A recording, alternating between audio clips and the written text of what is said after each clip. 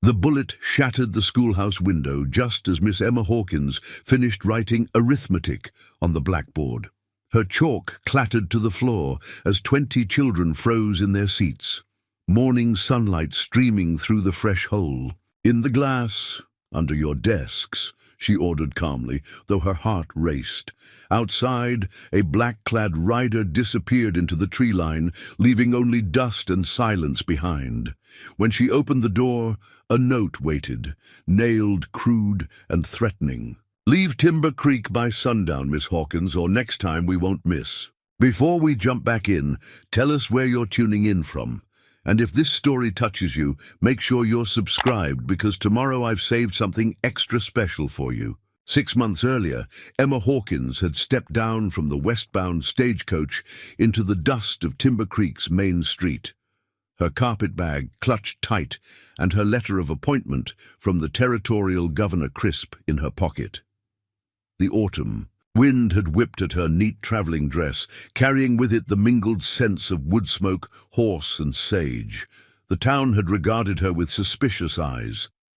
Women were scarce enough on the frontier, but an educated Eastern lady aiming to teach. Their children seemed to strike the townsfolk as something between a curiosity and an affront. Through the grimy windows of the Golden Nugget Saloon, weather-beaten faces had watched her progress down the street, muttering into their whiskey glasses about fancy ideas and wasted money. Mayor Whitaker had met her on the steps of the town hall, mopping his bald pate with a yellowed handkerchief. "Now, Miss Hawkins," he'd blustered, "you must understand that Timber Creek ain't much for book learning. Our folks need their young'uns for the farms and ranches. Reading and such, well, it's a mite impractical out here." But Emma had stood her ground, her green eyes flashing with the same determination that had carried her 2,000 miles west. "Mr. Mayor, I've come to teach, and teach I shall. Every child deserves the gift of letters, whether they're destined for the ranch or greater things." The schoolhouse they'd given her had been little more than an abandoned storage shed, dirt floor, broken windows, and a roof that leaked when it rained. But Emma had seen possibility in those bare walls. With help from Tom Bennett, the town's young doctor who'd taken an immediate interest in both her mission and her company, she'd transformed the space. Fresh whitewash brightened the walls, new glass panes kept out the wind, and solid planks replaced the dirt floor. Word spread slowly at first. Sarah Cooper was her first student, brought by a mother who'd never learned to write her own name and dreamed of better for her daughter. Then came the Watson boys, 3 tow-headed brothers, whose father figured reading might help them with cattle contracts someday. By Christmas, 12 students filled her benches, their eager faces turned up to her like flowers to the sun. Emma taught them more than just their letters. She brought stories of far-off places, tales of great deeds and greater dreams. She taught them songs from back east, their young voices rising pure and clear in the frontier morning. And slowly, the town's resistance began to crack.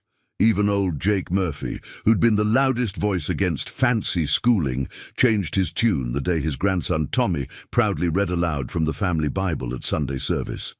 The boy's clear voice, carrying the ancient words to every corner of the small church, had brought tears to the old rancher's eyes. But Emma kept one secret close to her heart. When she'd signed her name in the town register, she'd carefully omitted any mention of her brother, the infamous Marshal Jake Hawkins. His reputation as the deadliest lawman in the territories would have preceded her, colored every interaction, every friendship she hoped to build. She'd come west to teach, to bring light and learning to this rough corner of the world, not to live in the shadow of her brother's gun.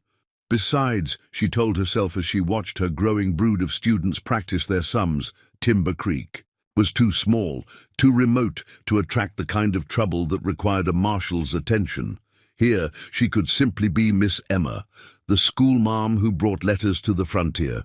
If only she'd known how wrong she was. The photograph lay face down in Emma's desk drawer, hidden beneath a stack of unmarked composition books. Some nights, when the prairie wind howled lonely against her boarding house windows, she'd take it out and trace the stern faces captured. In the silver nitrate image, her brother Jake stood rigid in his marshal's coat, star glinting on his chest, eyes hard as gunmetal. Beside him, a younger Emma smiled tentatively, still wearing the black of mourning for their parents. 10 years had passed since that day in Denver, when Jake had pinned on his badge and sworn to bring law to the lawless territories. 10 years of tracking men through wilderness, of shootouts in dusty streets, of bringing back outlaws, dead or alive, mostly dead. The papers called him Hawkins the Hunter, and mothers frightened naughty children with tales of his relentless pursuit of evildoers. Emma had watched her gentle older brother transform into something hard and dangerous, like winter frost crystallizing clear water into deadly ice. Even now, letters arrived occasionally from far-flung towns, bearing news of his latest exploits. She left them unopened more often than not. "A penny for your thoughts, Miss Hawkins." Dr. Bennett's voice startled her from her reverie. She looked up to find him leaning in her schoolhouse doorway, his medical bag in hand and a warm smile crinkling the corners of his eyes. Though younger than most frontier doctors, Thomas Bennett had quickly earned the town's trust with his skilled hands and compassionate manner. "Just wool gathering, Doctor," she replied, hastily tucking the photograph away, "making lesson plans for next week." He crossed to her desk, his boots quiet on the wooden floor. "You work too hard. Perhaps you'd allow me to escort you to the social." On Saturday, Mrs. Murphy's promised her famous apple pie. Emma felt warmth rise in her cheeks. The doctor had been calling regularly these past months, finding excuses to check on the children's health or discuss town matters. His quiet courtship, conducted with proper frontier decorum, had become the subject of considerable speculation among Timber Creek's womenfolk. "I'd be delighted," she said, then added with a small smile, "assuming you're not called away to deliver. Any babies? I've spoken firmly to all the expectant mothers in town. They've agreed to accommodate my social calendar." His eyes twinkled with humor, but there was something else there too, a shadow that flickered across his face like a cloud passing over the sun. Before she could puzzle it out, hoofbeats thundered past the schoolhouse. A rider pulled up hard. At the telegraph office, kicking up dust. Through the window, Emma saw young Billy Watson, who worked at his uncle's ranch 20 miles north, practically fall from his horse in his haste. "Trouble?" she asked, noting how the doctor's hand had moved unconsciously to the pocket where, she knew, he kept a small derringer. "Probably just news about the spring cattle drive," Bennett said, but his tone lacked conviction. "Though there have been rumors." "What kind of rumors?" He hesitated, then said quietly, "The Mason gang's been spotted in the territory. They've hit 3 towns in the past month. Banks, mostly, but they're not known for their restraint." Emma's blood ran cold. The Mason gang, led by the infamous Mason brothers, had carved a bloody trail across 4 territories. Their raids left more than empty bank vaults behind. They left widows, orphans, and burned out buildings as their signature. "Surely they wouldn't come to Timber Creek," she said. "We're hardly worth their attention." Bennett's face was grave. "Money's not. All they're after, from what I hear. They enjoy the terror they create, the power it gives them over ordinary folks." A child's laugh echoed from outside. Little Sarah Cooper chasing her friend Mary Watson past the schoolhouse. Emma watched them play, these innocent children she'd grown to love as her own, and felt fear settle like a stone in her stomach. "If they do come," Bennett said softly, reading her thoughts, "this town will need people of strength and principle to stand against them. People like you, Miss Hawkins." She met his earnest gaze, wondering what he'd say if he knew about Jake, about the heritage of violence that ran in her blood. Would he still look at her with such admiration if he knew his gentle schoolmarm was sister to the most feared lawman in the West? I'm just a teacher, she whispered, but even as she said it, she knew it wasn't entirely true. She was a Hawkins, and Hawkins didn't run from trouble. They faced it, for better or worse. The shadow she'd glimpsed earlier passed across Bennett's face again. He opened his mouth as if to say more, then thought better of it. Saturday, then? He asked instead. Saturday, she confirmed, watching him go, unable to shake the feeling that storm clouds were gathering on Timber Creek's horizon. The Mason gang announced their arrival in Timber Creek on a Wednesday afternoon, when the spring mud had just begun to dry on the streets. They rode in slow, 5 hard men on dark horses, their gun belts worn low and their eyes shadowed beneath wide-brimmed hats. The town seemed to hold its breath as they passed, shopkeepers retreating behind their doors, mothers hurrying children inside. Emma was teaching multiplication tables when she heard the hoofbeats. She kept her voice steady, though her hands trembled slightly as she wrote numbers on the blackboard. Through the window, she watched the riders pass, their horses' heads bobbing like dark omens. The leader, Clay Mason himself, rode a coal-black stallion. Unlike his dust-covered men, he wore a clean black coat and a silver-trimmed hat. His face might have been handsome once, before whatever darkness had twisted it into its current state. As if sensing her gaze, he turned in his saddle, eyes meeting hers through the schoolhouse window. His smile made her blood run cold. Class dismissed, she said quietly, though it was an hour early. Straight home, children. No dawdling today. They knew better than to argue. Even the youngest could sense the change in the air, like the pressure drop before a storm.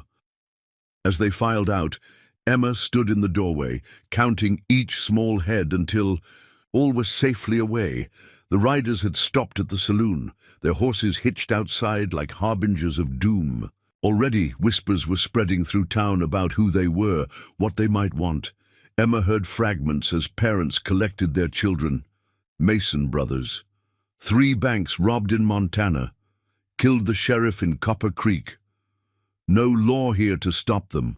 Mayor Whitaker scurried past the schoolhouse, his round face pale and sweating despite the cool spring air. He paused when he saw Emma, wringing his hands. Miss Hawkins, perhaps it would be best if there were no school tomorrow. Just until our visitors move on. Emma straightened her spine. These children need their education, Mr. Mayor. I won't have their learning interrupted by the presence of a few rough men. These ain't just rough men, he hissed, glancing nervously toward the saloon. These are the Mason brothers and their gang. They've killed dozens, burned whole towns that stood against them. We ain't got the means to fight such men. A burst of raucous laughter erupted from the saloon, making them both jump. Through the swinging doors, Emma caught glimpses of the gang. Boots on tables, guns displayed openly, whiskey flowing freely. Clay Mason sat apart from his men, watching the town through the window with the calculating eyes of a wolf sizing up. A flock of sheep. Then perhaps, Emma said quietly, it's time Timber Creek found those means. The mayor stared at her as if she'd gone mad. Miss Hawkins, please. Don't go getting any foolish ideas. Just keep your head down. They'll move on once they've had their fun. But Emma had seen the way Clay Mason looked at the town, not as a temporary stop, but as a potential conquest. These men wouldn't simply move on. They'd stay, taking what they wanted until someone stood against them. As if summoned by her thoughts, Dr. Bennett appeared at her side. Emma, he said softly, using her given name for the first time. May I walk you home? These streets aren't safe right now.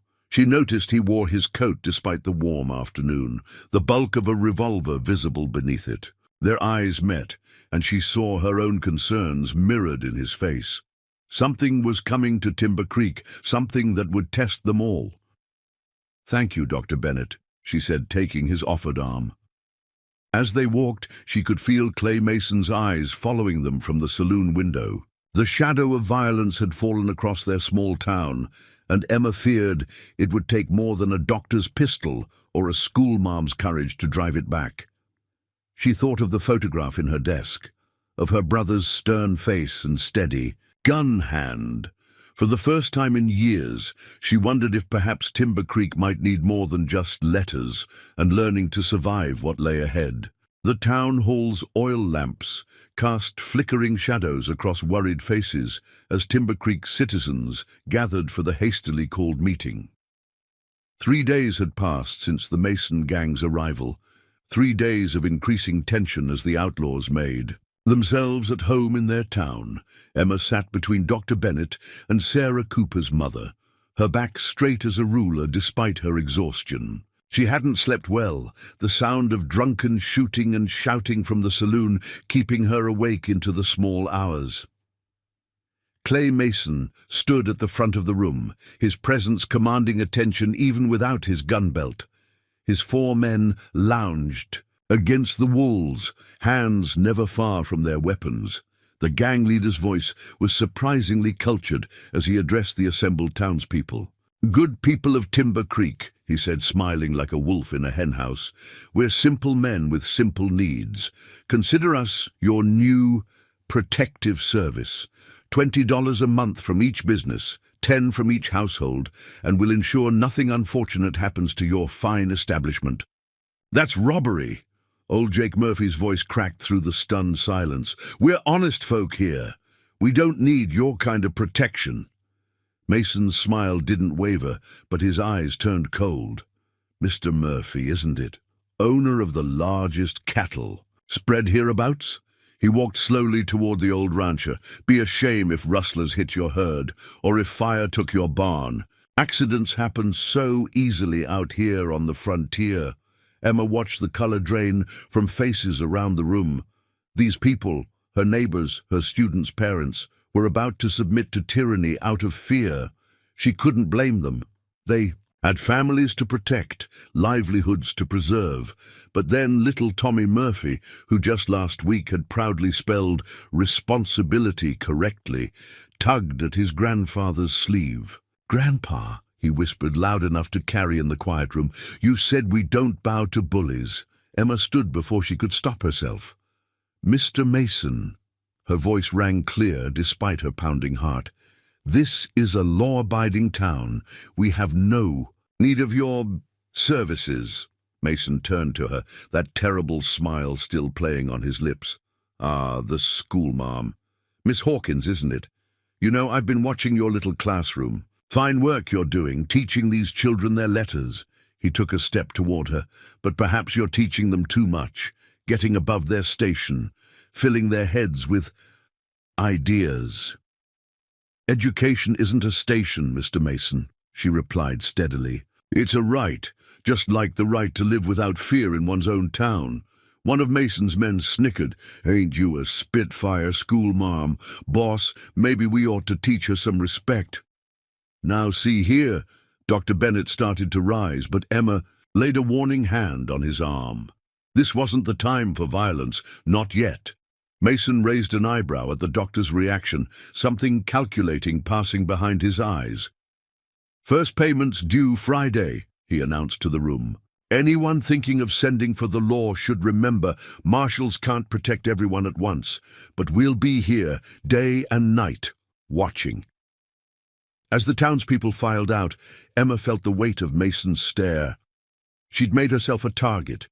She knew, but watching Tommy Murphy walk tall beside his grandfather, she couldn't regret it. "That was brave," Dr. Bennett said softly as they left the hall. "And foolish." "Sometimes they're the same thing," she replied. Then, making a decision that had been building since the gang's arrival, she added, "I need to send a telegram." "Emma, no, if they catch anyone trying to contact a marshal—" She cut him off. "My brother, he's a lawman, the best I know." The admission cost her something, saying it aloud after keeping it secret so long. "He can help." Bennett's face went through a complex series of emotions before settling into grim determination. "I'll create a distraction tomorrow. Get their attention away from the telegraph office." He hesitated. "Your brother. He's not just any lawman. Is he? He's Jake Hawkins. Emma stared at him in surprise. How did you— I have some experience with law enforcement, he said carefully. Everyone knows the Hawkins name. He glanced back at the town hall, where Mason and his men were emerging. God help us all when he arrives. Dawn hadn't yet touched the eastern sky when Emma slipped through Timber Creek's empty streets. Her dark shawl wrapped tight against the pre-morning chill, she moved like a shadow between buildings, her heart thundering with each crunch of gravel. Beneath her boots, the telegraph office occupied a narrow space between the general store and the bank. Old Mr. Phillips, the operator, lived above his office, and Emma prayed he'd remember their arrangement from yesterday's whispered conversation after church. A horse nickered from the direction of the saloon. Emma froze, pressing herself against a wall. Two of Mason's men had taken to patrolling at night, enforcing their own brand of order. Through the gloom, she could make out their silhouettes moving down the far end of the street. The telegraph office's back door opened at her soft knock. Phillips, dressed in his nightshirt with a coat hastily thrown over, ushered her inside. "Quick now," he whispered. "They've been watching the office." "Did you send my first message yesterday?" Emma asked, following him to the telegraph key. "Aye, but got no response." Philip's fingers trembled slightly as he adjusted the machine. "Miss Hawkins, if they catch us—" "They won't," she assured him, though her own confidence felt hollow. "Just one more message, please." The old man nodded, positioning his fingers over the key. Emma retrieved a carefully folded paper from her pocket, smoothing it in the dim lamplight. "Urgent. Stop. Jake need you. Timber Creek. Stop Mason gang here. Stop children in danger. Stop your sister. Stop." The tap-tap-tap of the key seemed deafening in the pre-dawn quiet. Emma held her breath with each pause, certain the sound would bring Mason's men running. But only silence followed. "Now we wait," Phillips said, wiping nervous sweat from his brow. "Though whether Marshal Hawkins is even in range of a telegraph station—" A floorboard creaked upstairs. Both froze. Then came the unmistakable sound of boots on the office's front steps. "Back door," Phillips mouthed, gesturing urgently. Emma slipped out just as voices approached the front door. She caught fragments of conversation, checking all messages. "Boss wants to know if anyone's called for help." She ran on silent feet through the alley, not stopping until she reached the schoolhouse. Only then did she realize she was clutching a response message Phillips had pressed into her hand during their hasty parting. Under the weak light of her lamp, she read the reply that had apparently come yesterday. Message received. Stop, hold firm, stop riding hard, stop Jake, stop relief. Ward with fresh anxiety in her chest. Jake was coming. But what would happen when he arrived? Her brother's methods of justice tended to leave blood and brass scattered in the street. The school day brought new worries. 3 empty seats marked the absence of the Murphy children. Old Jake Murphy's defiance at the meeting had earned him a midnight visit from the gang. His barn now lay in ashes, and his grandchildren were being kept home for their safety. Dr. Bennett arrived at lunch, his face grave. "They're going through the telegraph records," he reported quietly, sharing half his sandwich with her as had become their custom. "Phillips is holding firm, but—" "He can't last forever," Emma finished. She watched her remaining students in the yard, playing their usual games with unusual, subdued energy. "How long until Jake arrives, assuming he rode out immediately?" 4 days, maybe 5. Bennett's hand found hers under the desk. "Can the town hold that long?" Before she could answer, the schoolhouse door banged open. Clay Mason himself stood. In the entrance, backlit by the afternoon sun, his eyes took in their clasped hands, the half-eaten lunch, the startled faces of children frozen in their play. "Well now," he drawled, "ain't this cozy? Mind if I sit in on today's lesson, Miss Hawkins? Always did want to further my education." Behind him, his brother Luke Mason slouched against the doorframe, cleaning his nails with a wicked-looking knife. The message was clear. This wasn't a request. Emma squeezed Bennett's hand once before letting go. "Children," she called, proud of how steady she kept her voice. "Time to come in. Today we'll be learning about moral courage and what it means to stand up for what's right." Mason's smile turned sharp as a blade. "Oh, yes," he said softly. "Let's talk about courage, Miss Hawkins. Let's talk about what happens to people who think they can defy the natural order of things." The children filed in silently, eyes down, as storm clouds gathered on the horizon. Whether they were bringing rain or her brother's justice, Emma couldn't say. She only knew that time was running out for Timber Creek. The Golden Nugget Saloon hummed with nervous energy as dusk painted Timber Creek's sky in shades of blood and gold. Clay Mason lounged at his usual table, watching Luke Mason pace between the bar and door like a caged mountain cat. "Would you settle yourself?" Clay snapped, the first signs of strain showing through his cultivated calm. "Your wandering's giving me a headache." "Something ain't right," Luke muttered, hand resting on his gun belt. "Telegraph office being closed for repairs right when we come to town. That old man Phillips claiming his equipment's broke." He spat into a brass spittoon. "Somebody sent for the law." At a corner table, 3 local cowhands hunched over their whiskies, voices carrying just loud enough to be heard tell Marshal Hawkins tracked the Carson gang through 3 feet of snow. "Found 'em in a cave up in the Bitterroots. A die brought back all 6, draped over their own horses." Clay's glass hit the table hard enough to slosh whiskey over the rim. The cowhands fell silent, but the damage was done. The name hung in the air like gunsmoke. Outside the saloon, Dr. Bennett paused in his evening rounds, close enough to hear the conversation through the batwing doors. His hand tightened on his medical bag as boots scraped on wooden floorboards. "Inside, Hawkins," Clay said, his voice carrying clearly now. "You boys seem mighty interested in that particular lawman." Just telling tales, Mr. Mason," one cowhand stammered. "No offense meant." "Tell me another," Clay commanded, his tone pleasant as a rattler's warning. "I do so enjoy a good story about the famous Marshal Hawkins." The cowhands exchanged terrified glances before the oldest spoke. They say he can track a man by the sound his conscience makes when he sleeps. Say he never stops once he's on your trail, like God's own judgment made flesh." Luke Mason's laugh held no humor.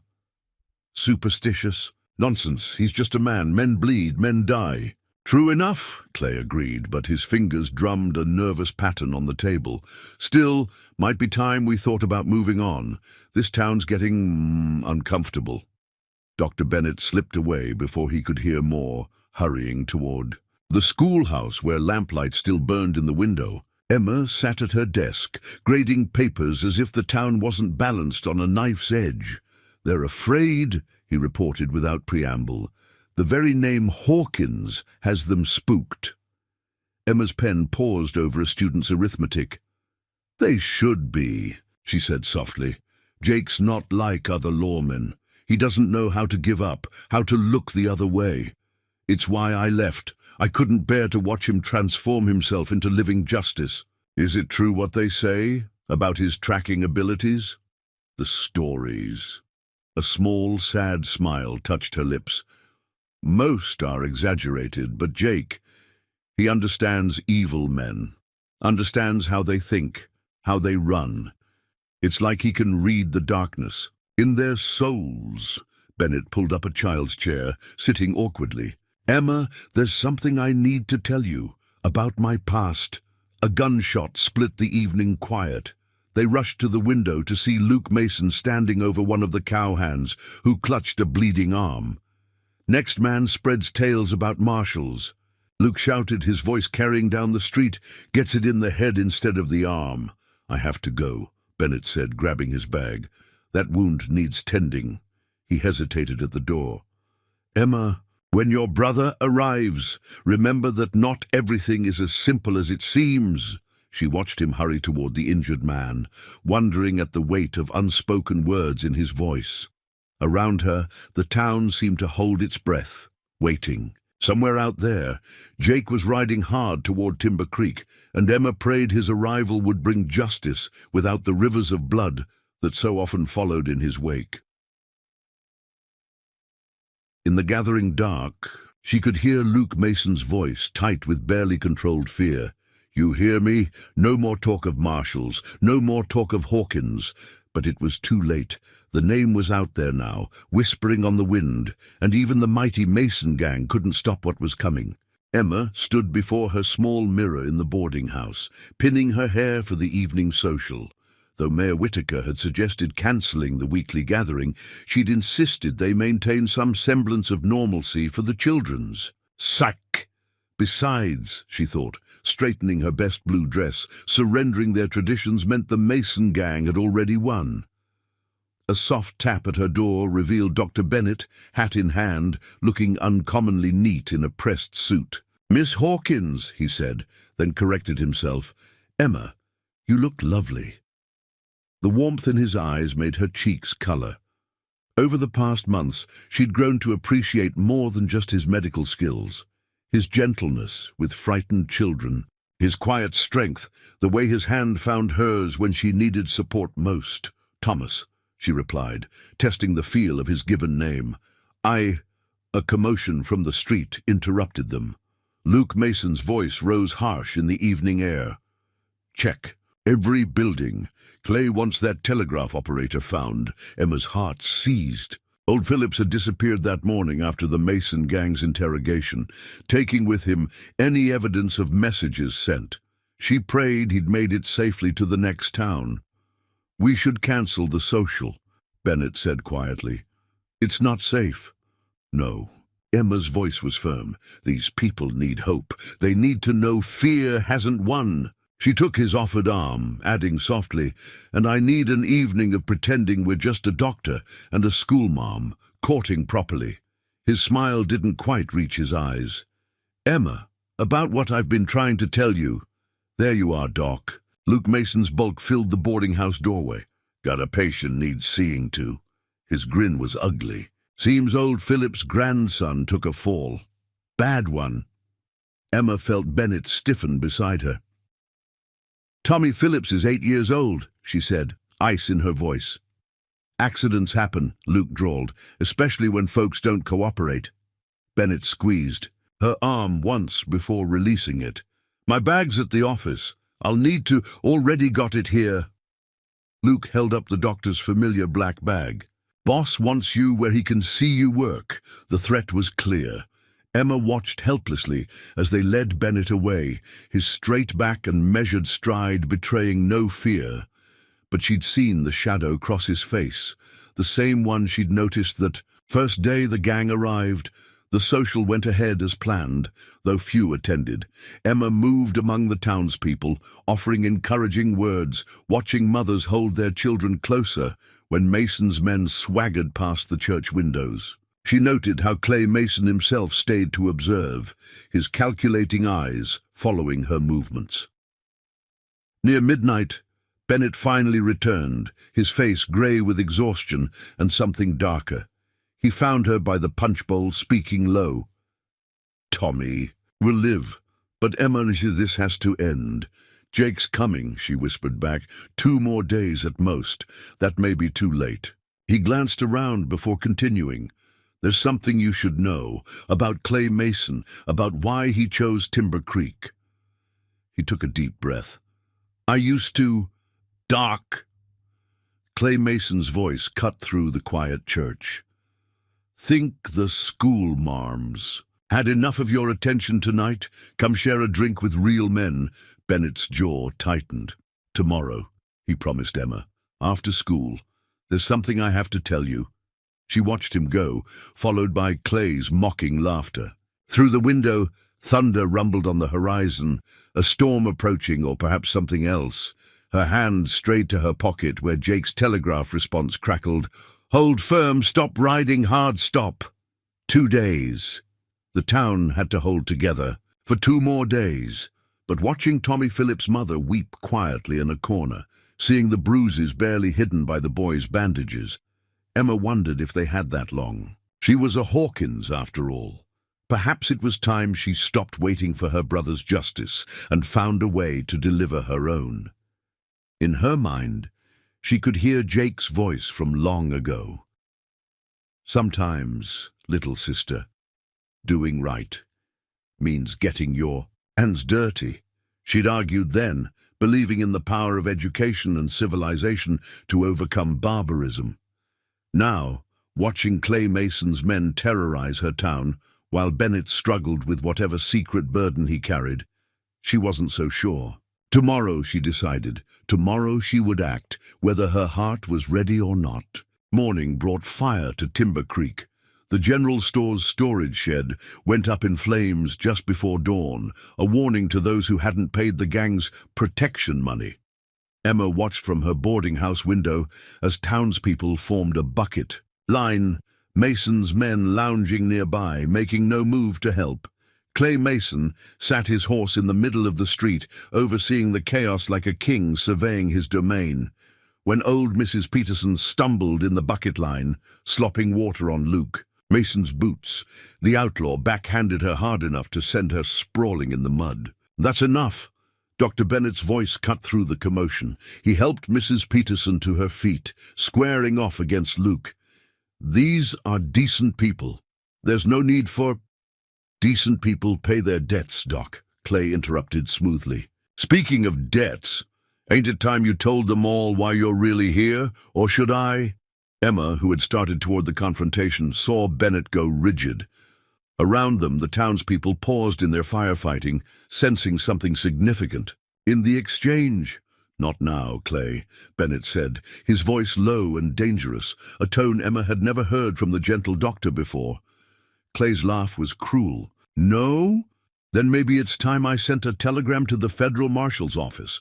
Let them know where their missing undercover agent went to ground." The words hit the crowd like a physical blow.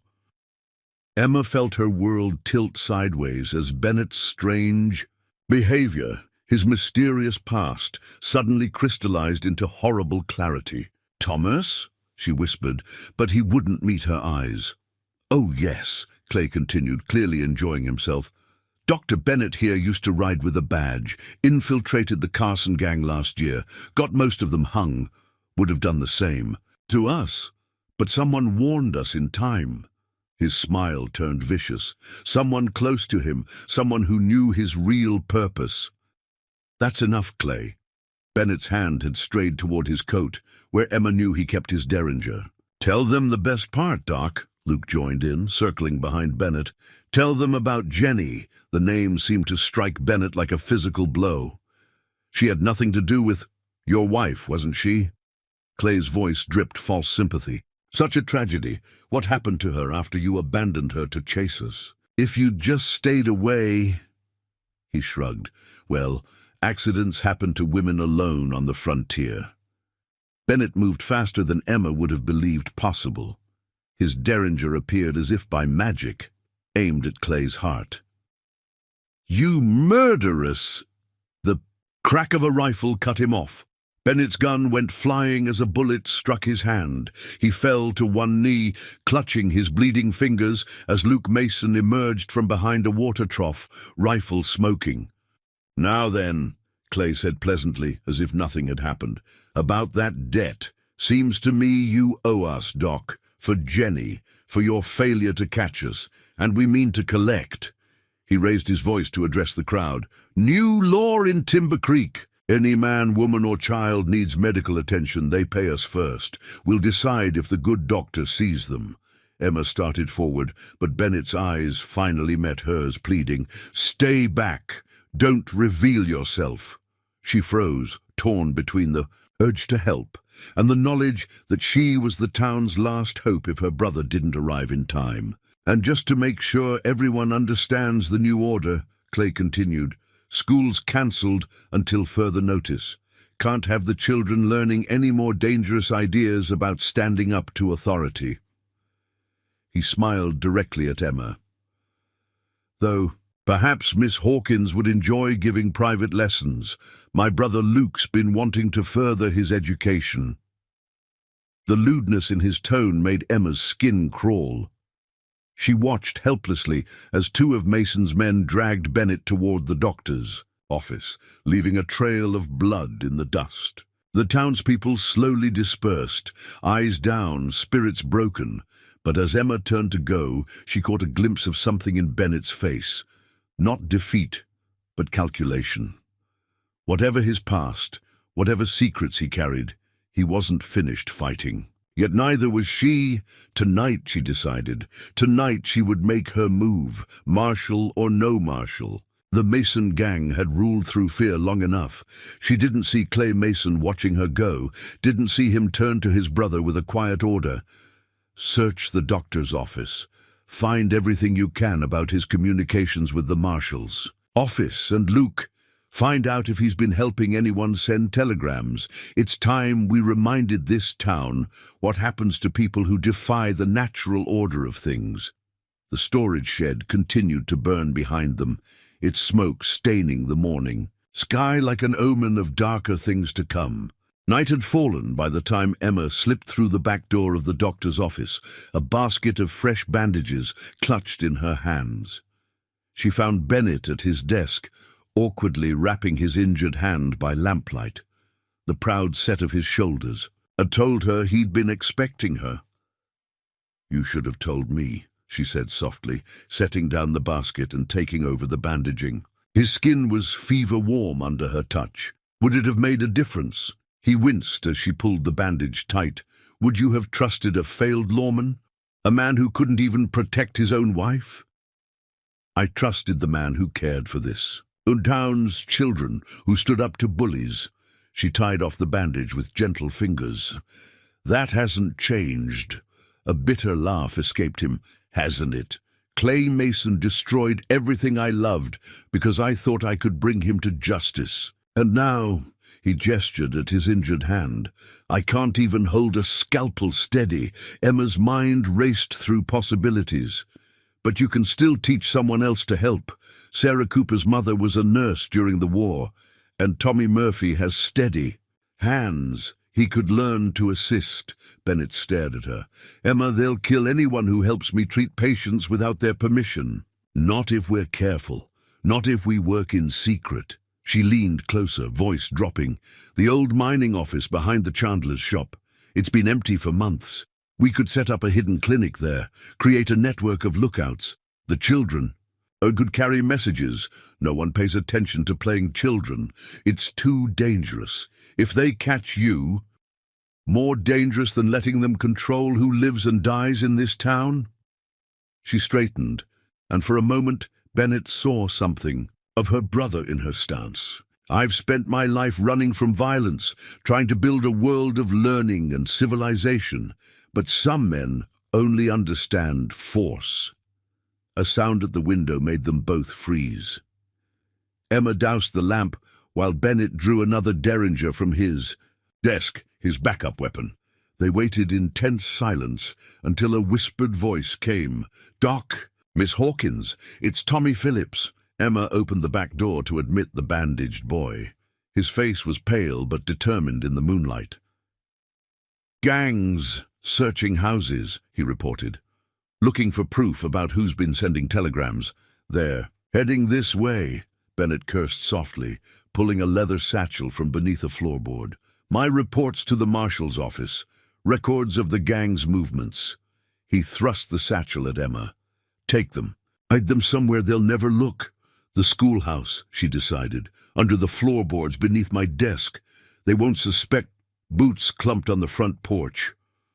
Luke Mason's voice carried through the door. "Open up, Doc. Time for a midnight." "House call! Go!" Bennett whispered urgently. "Both of you, through the back." Emma hesitated.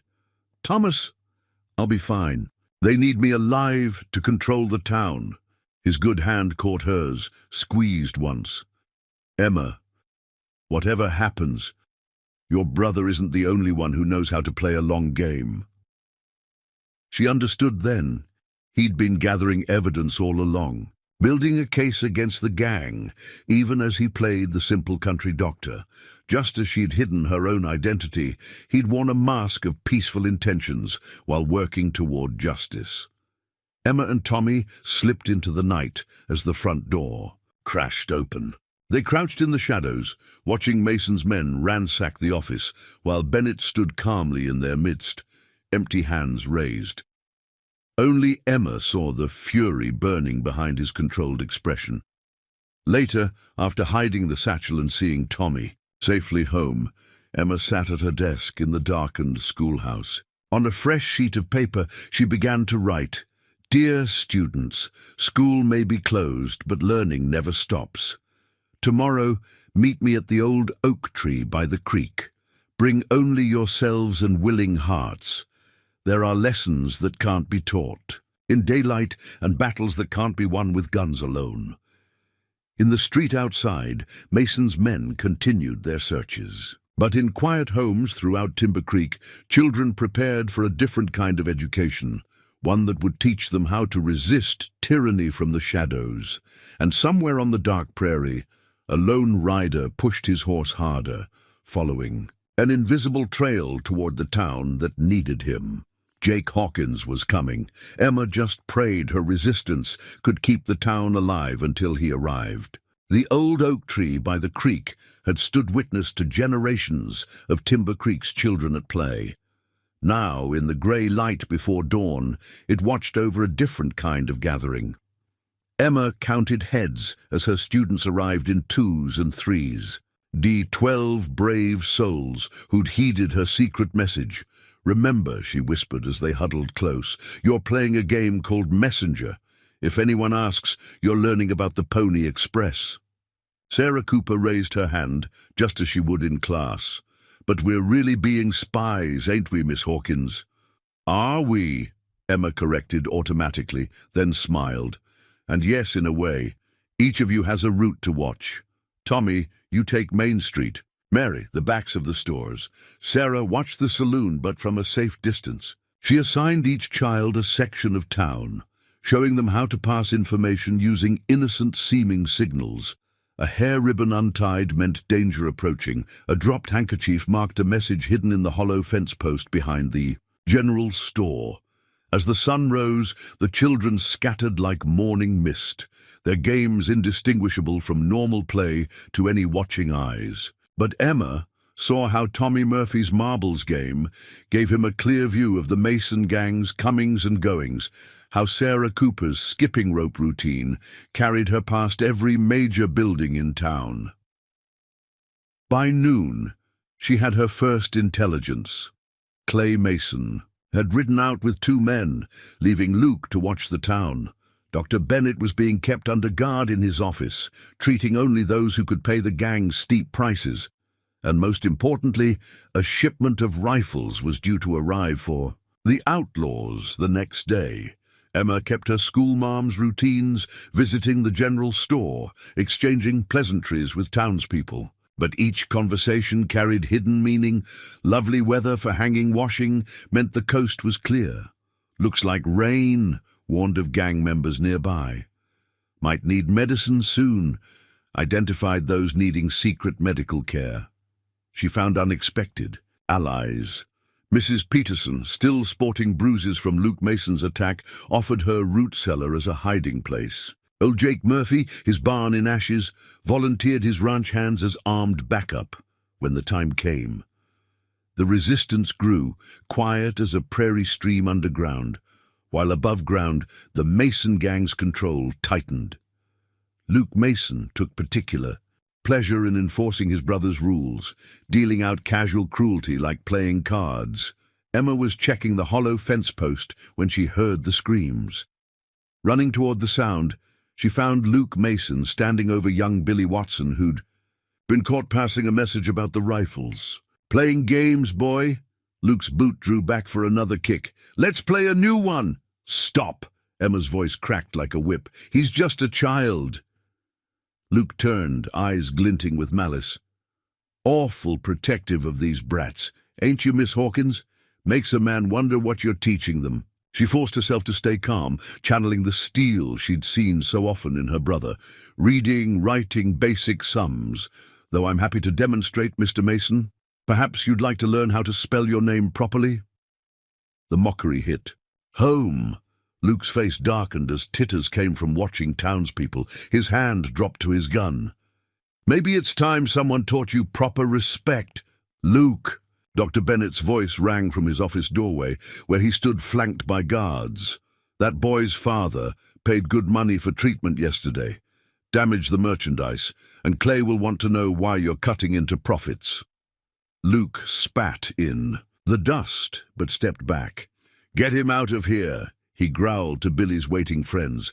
"Next time, boy, ain't no schoolmarm gonna save you." Emma helped Billy up, checking his injuries. Beyond bruises, she found something worse. A crumpled paper with details about the rifle shipment. "If Luke had found it tonight," she whispered to the boy. "Pass the word. Everyone meets at Murphy's ranch. It's time." As she watched her students disperse, Emma felt the weight of responsibility settle deeper on her shoulders. She was no longer just a teacher protecting her children. She was becoming a general, moving pieces on a deadly chessboard, and tomorrow would bring rifles to her enemies unless she found a way to stop them. The time for simple resistance was ending. Now they would have to strike back. In his office, Bennett watched her through the window, understanding dawning in his eyes. He'd seen that look before, on the faces of good people pushed too far. Timber Creek had made its choice. The only question was how much blood it would cost them all. The storm broke over Timber Creek just before midnight, turning the streets to mud and drumming against the roof of Murphy's barn where Emma met with her conspirators. Lightning illuminated the grim faces of ranchers, shopkeepers, and mothers who'd lost too much to fear. "The rifles come at dawn," Emma said, her voice carrying over the thunder. "Clay Mason's men will meet the shipment at Devil's Fork, 3 miles north. From there, they'll bring them straight down Main Street, a show of force." Old Jake Murphy spat into the straw. "Let them come. My boys are ready." "No." Emma spread a rough map on a hay bale. "We stop them before they reach town, here at the narrow pass." Her finger traced the route. "The wagon will have to slow. That's where we take them." "With what weapons?" Mrs. Peterson asked. "They took most of our guns first day they came." A new voice spoke from the shadows. "Not all of them."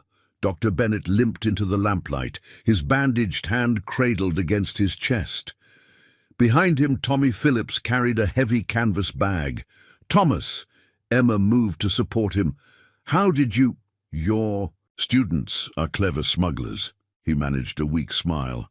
"Luke's guards never suspected the children bringing me supplies were actually helping me escape." His expression turned serious. "I've been collecting these since I first came to town. Part of my former profession's preparation." Tommy upended the bag. Revolvers, rifles, and boxes of ammunition spilled onto the hay. "Not enough to arm everyone," Bennett cautioned. "But enough for an ambush if we're smart." A distant horses. Hooves pounded past the barn, making them all freeze.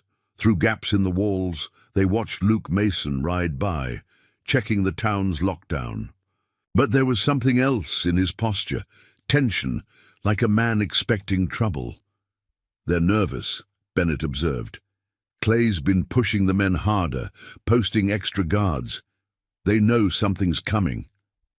"Jake," Emma whispered. Then louder, "My brother. They must have heard he's close." Murphy's eldest son spoke up. "Traders brought word.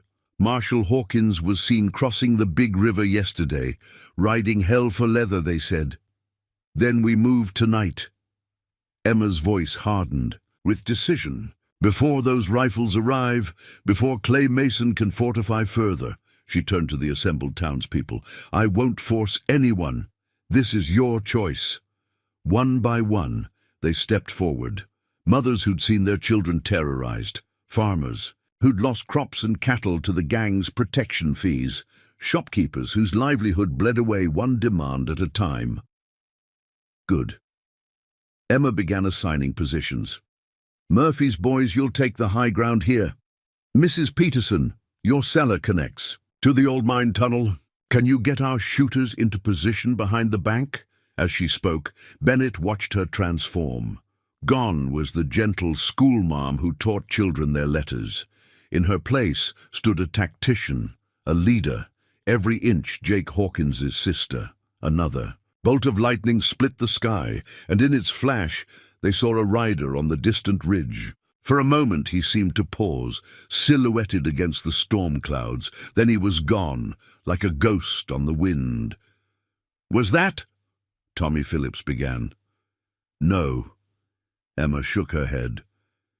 Jake would never announce himself like that. That was one of Mason's. "Scouts!" She hefted a rifle, checking its action with practiced hands that made Bennett raise an eyebrow.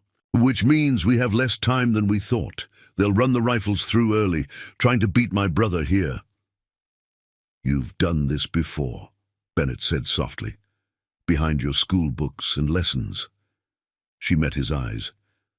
"I am who I was raised to be, much like you, Thomas." Thunder rumbled again, closer now. Or perhaps it was hoofbeats carrying justice toward Timber Creek like an approaching storm. Either way, blood would flow with the morning rain. Emma chambered around. "Take your positions. Tonight, we teach the Mason gang a lesson about underestimating a town of determined people." Her smile was fierce in the lamplight. "And their schoolmarm."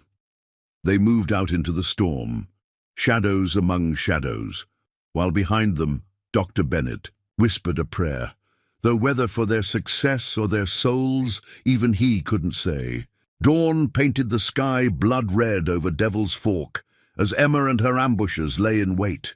The storm had passed, leaving behind mud and mist that clung to the narrow pass like a shroud. Through the fog came the creak of wagon wheels, the rifle, shipment, running early just as she'd predicted, but something was wrong. The sound approached from the wrong direction. "It's a trap," Bennett's whisper carried urgent through the rocks. "They're coming from—" Gunfire erupted from above them. Clay Mason had anticipated their attack, positioned his men on both sides of the pass during the night. Emma heard Murphy's boys crying out as bullets found marks in the fog. "Fall back!" she shouted. "Back to town!" They retreated in chaos, taking fire from unseen positions. Emma's borrowed rifle barked twice, answered by cursing as at least one shot found its mark. But they were hopelessly outnumbered. Then a new sound cut through the gunfire, a long, piercing whistle that froze every hand and heart. Through the mist rode a tall figure on a dark horse, his marshal's badge catching the sunrise like a star. "Jake," Emma breathed. Marshal Jake Hawkins sat his horse with the easy grace of a man born to the saddle, his face weathered by sun and violence. But it was his eyes that commanded attention, cold and hard as frozen steel. Clay Mason. His voice carried like thunder in the sudden silence. "You're a long way from Montana." Clay Mason emerged from the rocks above, rifle held casual but ready. "Hawkins. Should have known you'd come running when your sister called." His smile turned cruel. "Just like old times, eh? You, me, and a woman who needs protecting?" Emma saw, her brother's hand tighten on his reins. "Sarah was innocent," Jake said, each word dropping like a stone. "She wasn't part of our business." "Sarah?" Bennett whispered to Emma. "What's he?" "Your wife," Clay answered for him. "The Marshal's precious little sister-in-law, my brother Luke's woman, before Hawkins here decided to play lawman." The pieces fell into place in Emma's mind. Why Clay had chosen Timber Creek. Why he'd taken such pleasure in tormenting another town schoolteacher. This wasn't just about power or money. This was revenge.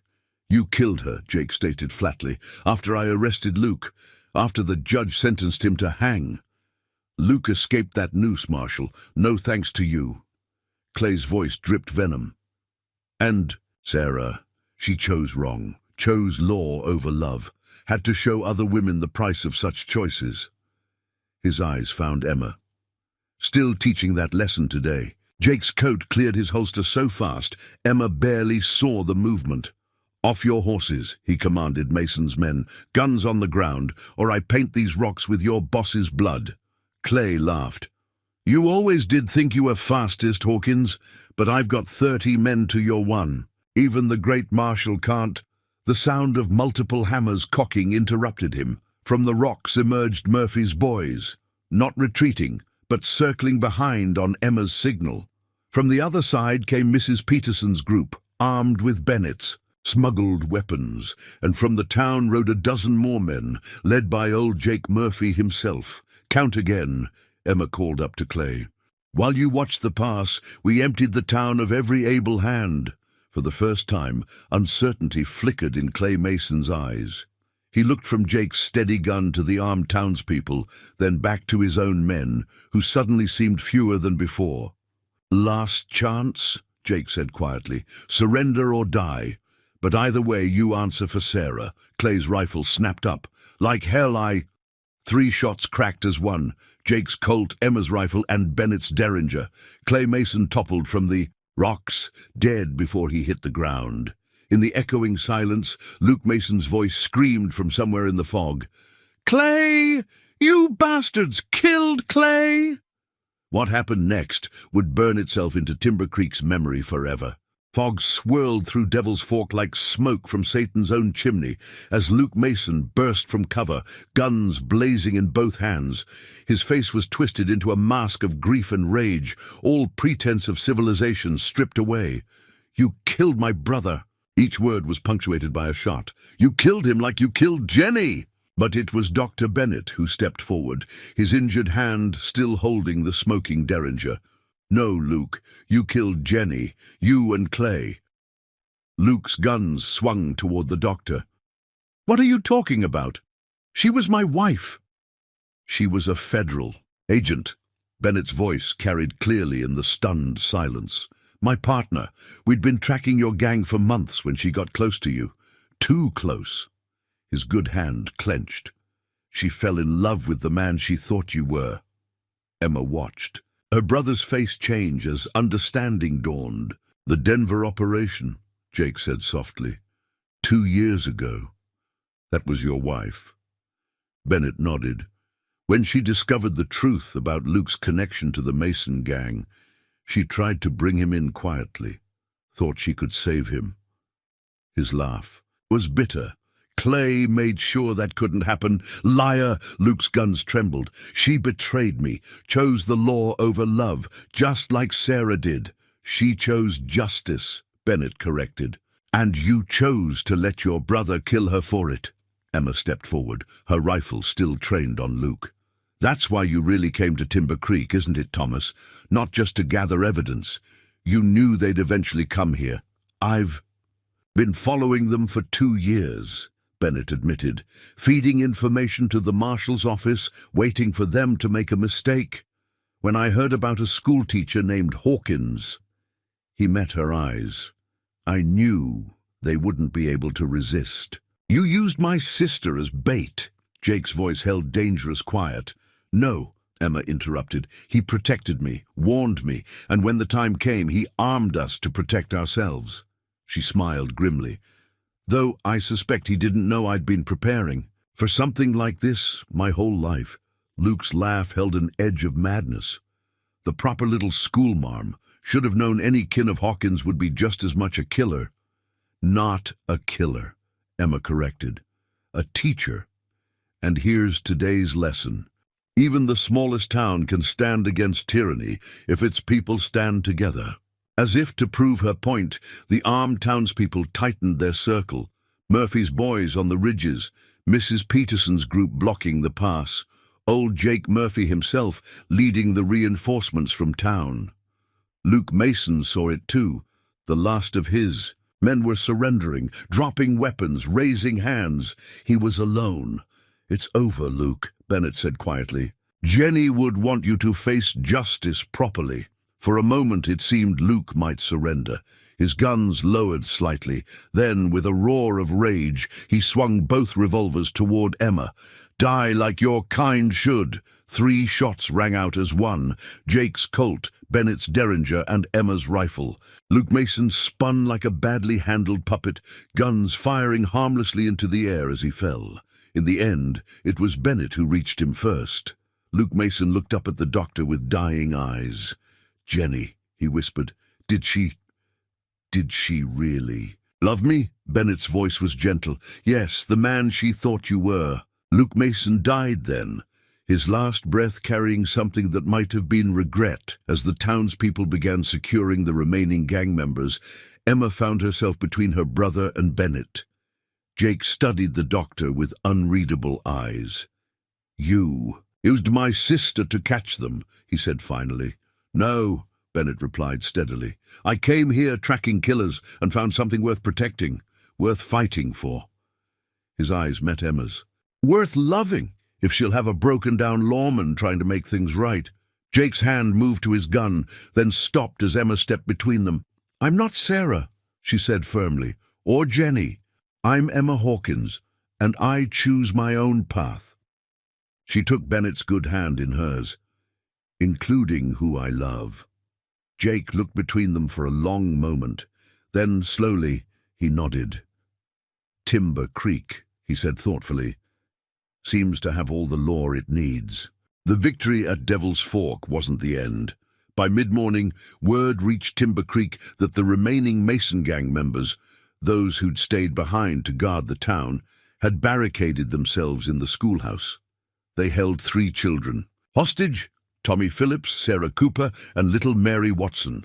"They're demanding safe passage," Jake reported grimly to the War Council gathered in Murphy's barn. "And $10,000 in gold." Emma's hands tightened on her rifle. "Those are my students. They're hoping we'll be desperate enough to let them ride out," Bennett added, his medical bag open as he tended wounds from the earlier fight. "Using children as shields. They know we won't risk shooting. Then we don't shoot." Emma spread out a rough diagram of the schoolhouse on a hay bale. "I know every board, every nail of that building. There's another way." The assembled townspeople leaned in as she outlined her plan. It was audacious, dangerous, and their only hope of saving the children. "The cellar trapdoor," she explained, pointing. "Behind my desk. They won't know about it. I kept it hidden, under the rug. They hold shelter from Indian raids," old Jake Murphy nodded. "Connects to tunnels running under half the town." "Exactly." Emma's finger traced lines on the diagram. "While Marshal Hawkins keeps their attention at the front, Mrs. Peterson will lead a group through the tunnels. We'll come up right under them. They'll still have guns on the children," Bennett warned. "Not if they can't see." Emma pulled out a small package wrapped in oilcloth. "Smoke bombs. I've been making them since the gang arrived. Saltpeter and sugar from the general store mixed with my own recipe." At their startled looks, she added, "I grew up with a lawman brother. I learned more than just reading and writing." Jake's weathered face showed a hint of pride. "How long will the smoke last?" "Long enough. When it starts, the children know to drop and crawl to the corners. We've drilled it as a fire safety exercise." Bennett shook his head in amazement. "You've been preparing them all along." "A teacher's duty is to prepare her students for any possibility." Emma's voice was steel wrapped in silk. "Even this." They spent an hour refining the plan. Murphy's boys would take positions on nearby roofs. Jake would lead the front negotiation. Bennett, despite his injured hand, insisted on joining Emma's tunnel group. He knew field medicine if things went wrong. As they made ready, Jake pulled his sister aside. "Emma, what you've done here, building this resistance, preparing these people. Sarah would have been proud." Emma touched the Marshal's badge on his chest. "We protect in different ways, brother. You with your gun, me with my lessons. But both serve justice in the end." By noon, they were in position. Emma crouched in the hot, close tunnel beneath her schoolhouse, listening to booted feet pace above. Bennett's good hand found hers in the darkness, squeezed once. Through the floorboards came a child's whimper, followed by a harsh voice. "Shut up, girl. Your precious teacher ain't coming to save you now." "Actually," Emma whispered, preparing. To give the signal, "Today's lesson is already in session."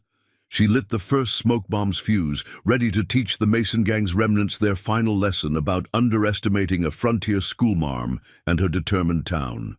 Smoke billowed through the floorboards of Timber Creek's schoolhouse, thick and disorienting. Above, chaos erupted as the outlaws shouted in confusion. Emma counted under her breath, waiting for the signal they'd arranged. "Fire!" came Sarah Cooper's high, clear voice, the code word she'd been taught. "Fire in the schoolhouse!" The sound of children dropping to the floor followed, just as they'd practiced.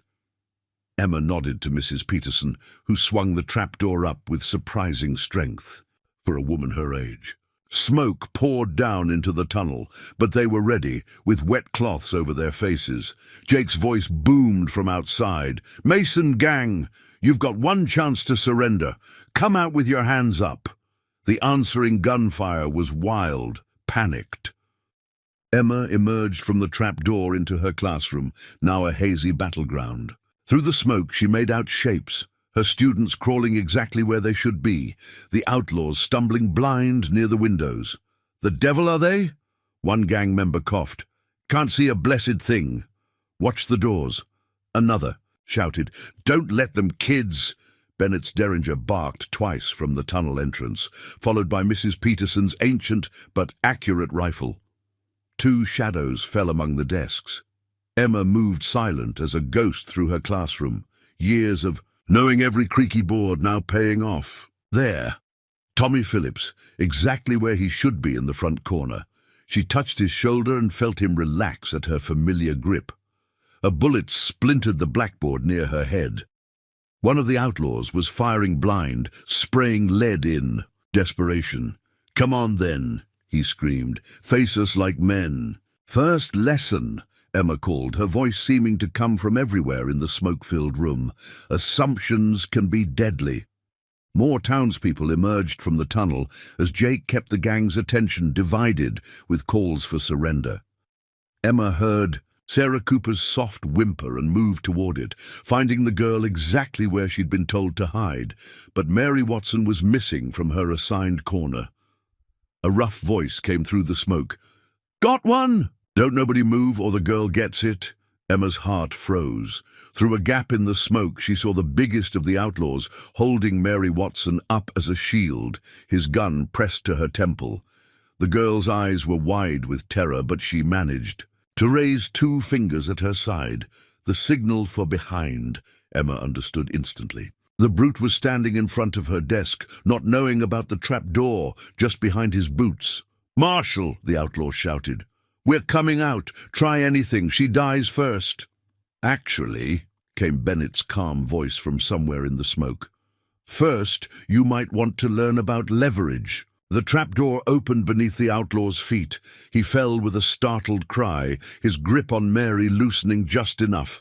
The girl twisted free exactly as she'd been taught, dropping and rolling under a desk.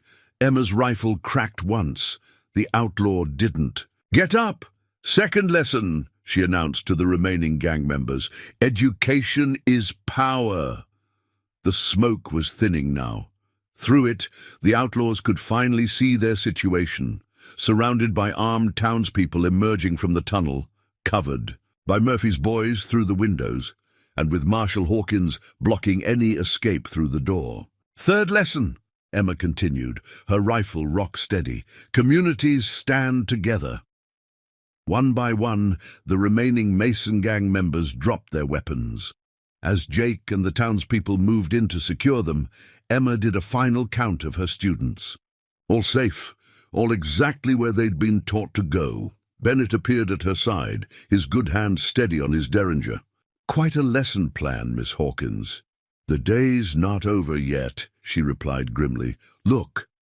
Through the doorway, they could see the rifle wagon approaching from the north, driven by the gang members who'd missed the ambush at Devil's Fork.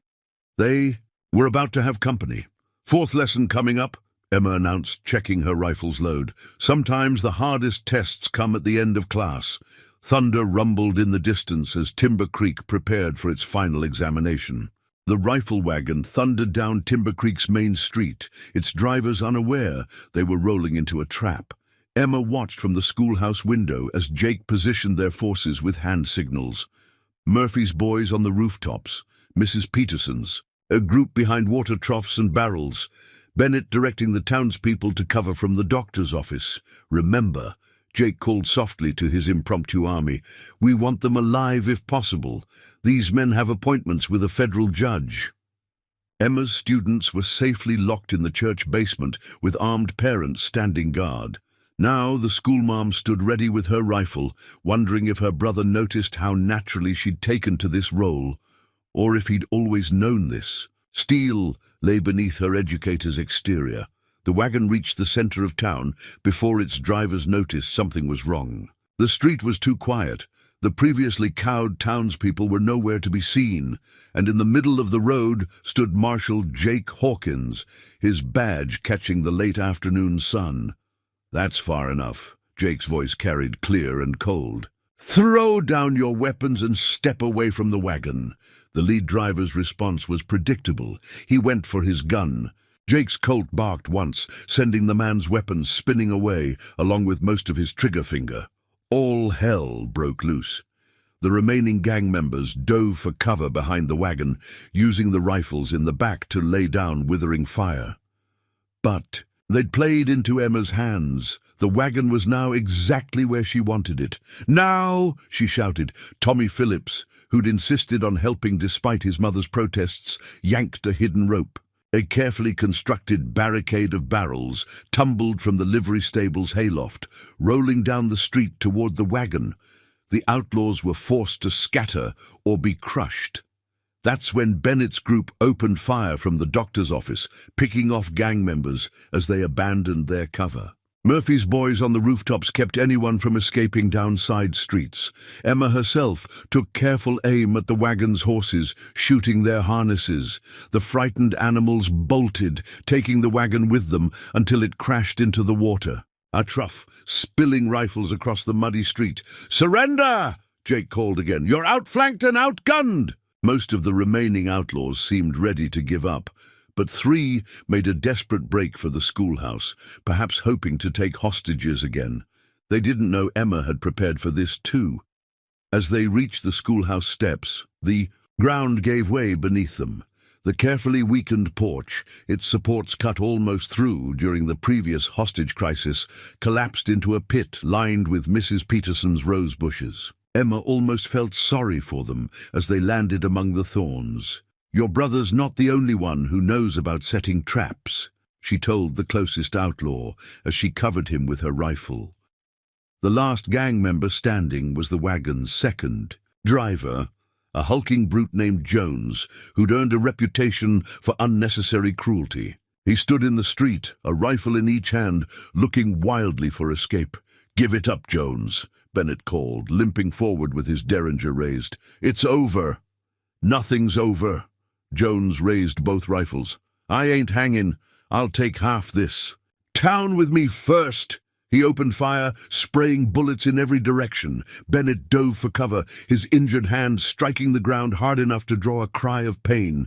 Emma's rifle shot went wide as she was forced to duck behind a water barrel. That's when they heard it, a child's voice from the church.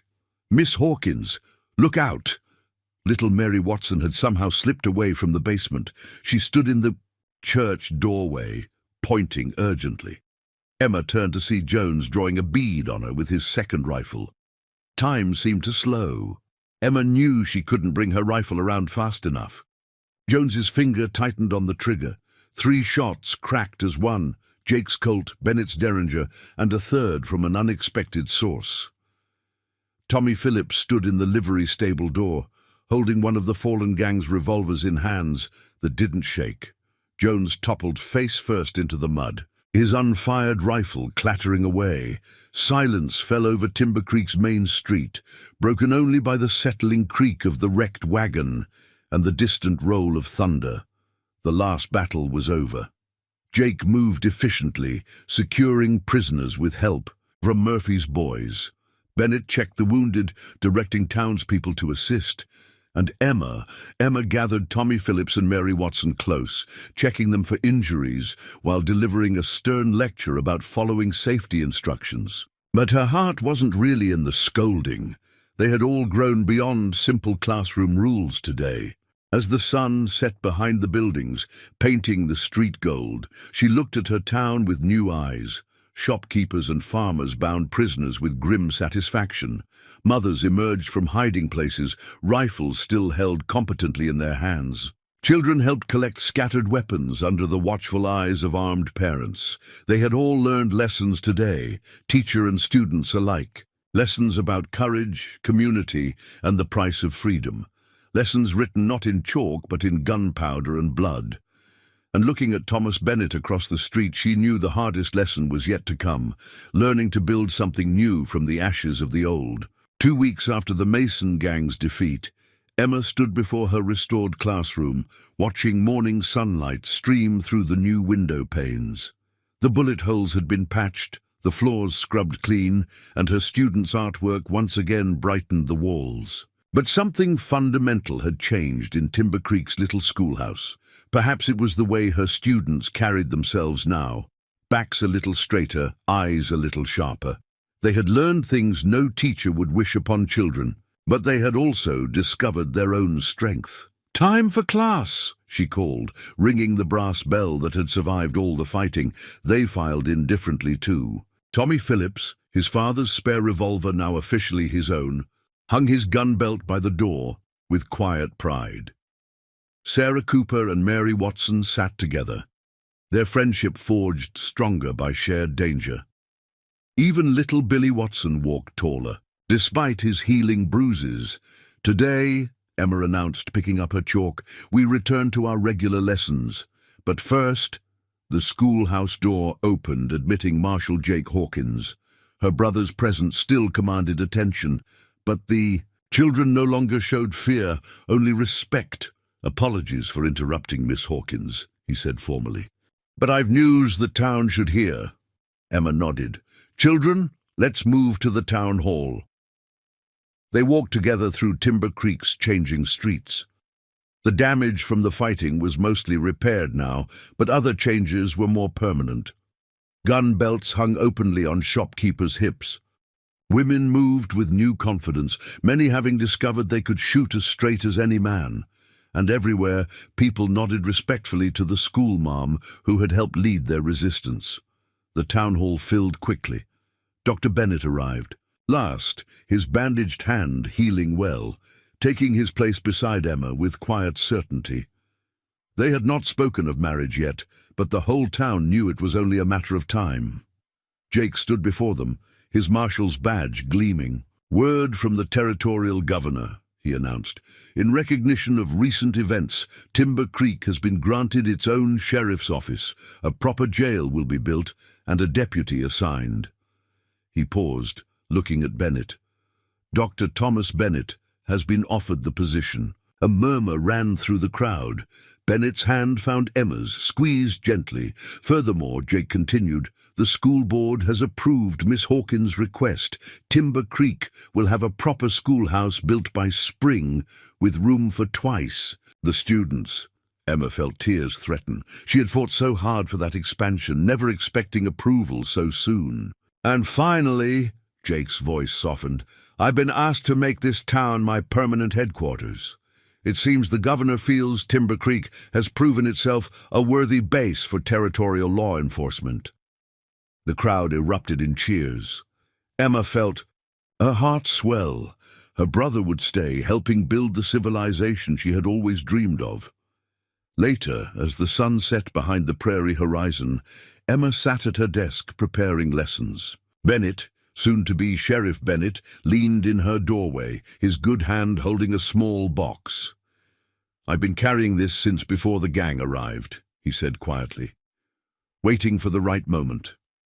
The ring was simple silver, but its meaning was pure gold. Emma's yes was interrupted by Jake's arrival. "Don't mind me," her brother said, the ghost of a smile touching his weathered face. "Just checking the schoolhouse's security, though I suspect my sister's students could defend it themselves now." "They've learned more than reading and writing," Emma agreed. "And their teacher?"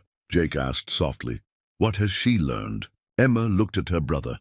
the lawman who had shaped her childhood, whose shadow she had tried to escape, only to find her own version of his strength when it mattered most. "I've learned that justice wears many faces," she said. "Sometimes it carries a badge, sometimes it carries chalk, but it always requires courage, and it's always worth fighting for." Bennett's arm slipped around her waist as Jake nodded approval. Outside, Timber Creek settled into evening routine. Children played in the street, watched over by armed parents. The new deputy, young Tommy Phillips' father, made his first patrol, and in the schoolhouse, a teacher's lessons remained. On the blackboard, education is light, justice is truth, courage is love in action. Emma Hawkins had finally found her true calling, not running from her brother's legacy, but building her own. In Timber Creek, she would help forge a future where law and learning walked hand in hand, where children grew up strong and fair, and where even a schoolmarm could become a legend in her own right. The end.